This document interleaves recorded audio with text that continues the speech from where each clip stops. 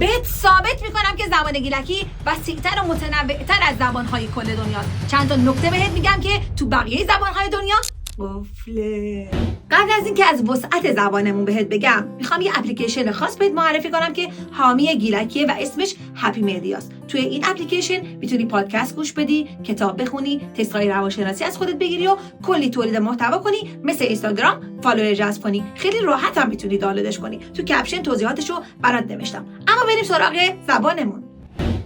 تو همه زبان‌ها حرف اضافه قبل اسم میاد، مثل برو بخانه، بوشو بخانه. اما تو گیلکی 2 تا بیشتر داریم، مثل رشت جبامم حرف اضافه بعد از اسم اومده، رشت جبامم حرف اضافه هم قبلش و هم بعدش اومده. این تو بقیه زبانها قفله، نداریمش. من که به اصالت و گیلک بودنم افتخار میکنم. قطعا شما هم همین حسو دارید. چند تا مثال کامنت کنید تا بیشتر با هم یاد بگیرید.